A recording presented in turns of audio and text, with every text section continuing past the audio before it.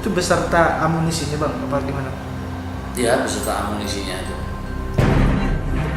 Dari Iwan, pengembangan kasus terus berlanjut.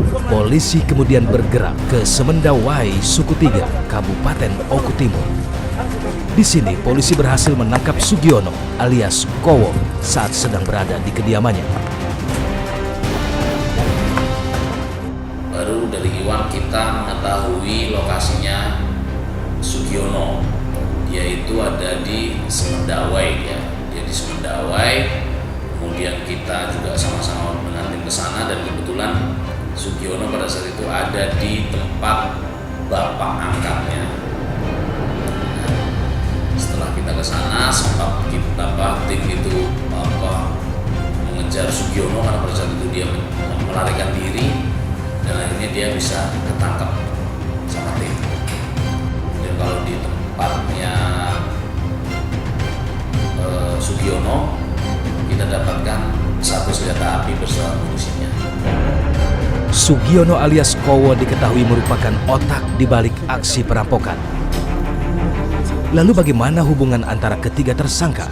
Benarkah mereka adalah residivis komplotan perampok?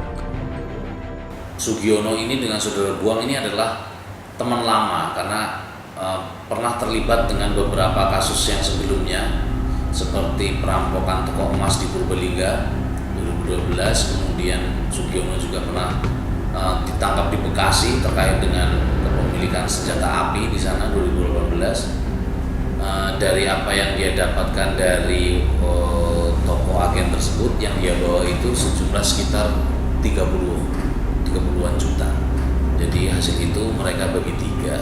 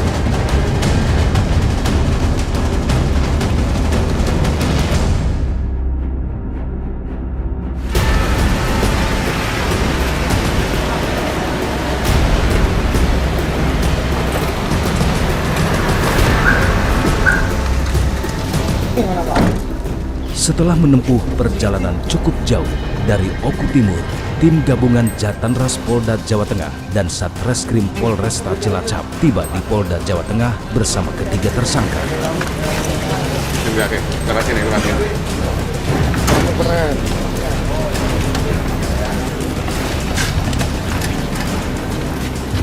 Ketiga tersangka terpaksa dilumpuhkan karena membahayakan saat mencoba kabur dalam perjalanan.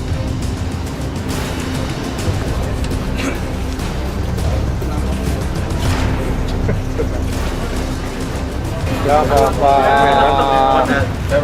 Mana anggota kita? Ini semua.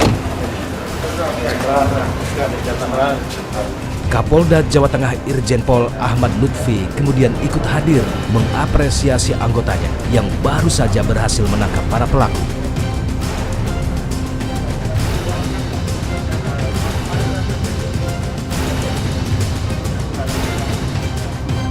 Pada saat menjelang puasa maupun lebaran, maka kejahatan akan meningkat, terutama bagi masyarakat-masyarakat yang kebutuhan sing biasanya maling jadi maling, apalagi yang maling beneran gitu loh.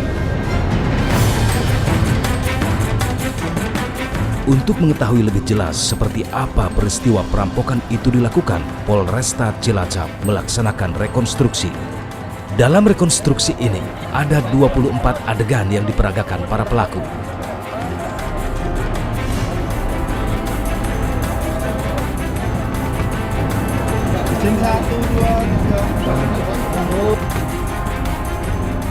Jadi untuk sepeda motor pada saat aksi setelah selesai, salah satu kendaraan berupa Astia Grand ini dijual Rp700.000 untuk biaya melarikan diri ke Banten.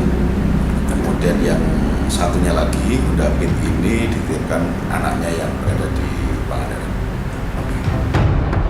Kami pun bertanya pada Sugiono, otak perampokan yang juga eksekutor pemilik toko, terkait tindakannya merampok dan mengeksekusi pemilik toko.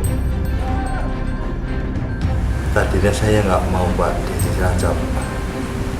Ada target lain selain Cilacap tadinya? Nggak ada, semua nggak ada lagi. Saya udah mau pulang ke Sumatera.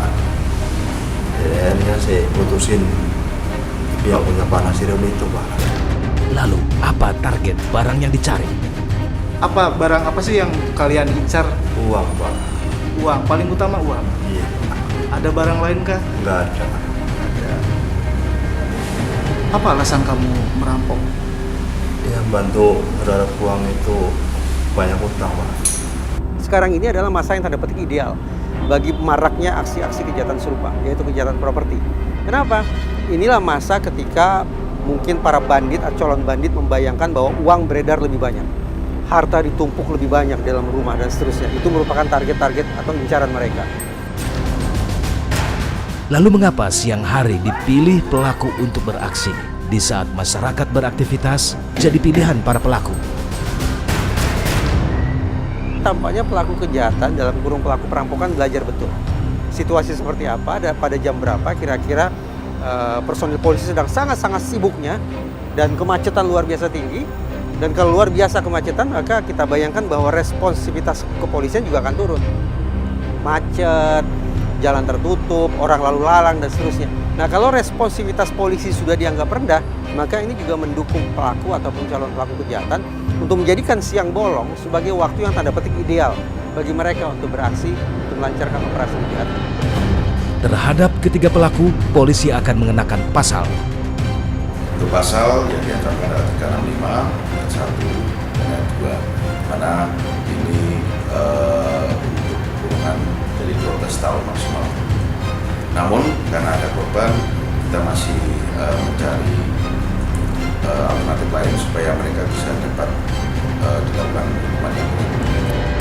Kapolresta Cilacap mengimbau agar pelaku usaha bisa melengkapi perangkat keamanan mandiri karena uang tunai adalah hal yang dicari para perampok saat ini.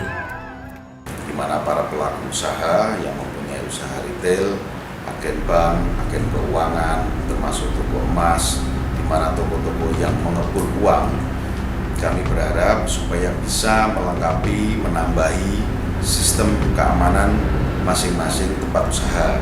Jadi tempat-tempat usaha itu harus dipasang CCTV yang betul-betul maksimal sehingga pada saat-saat kejadian kita juga mudah untuk mengungkapnya. Namun demikian, saya juga berharap kepada para pelaku usaha tambahkan sistem-sistem security yang lain.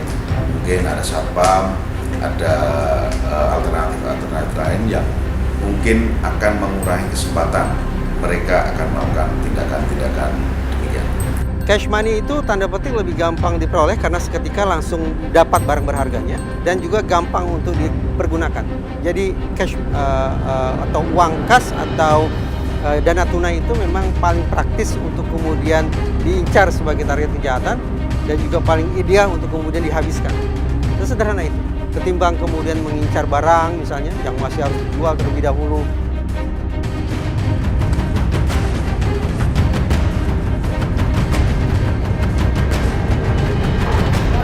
Dah.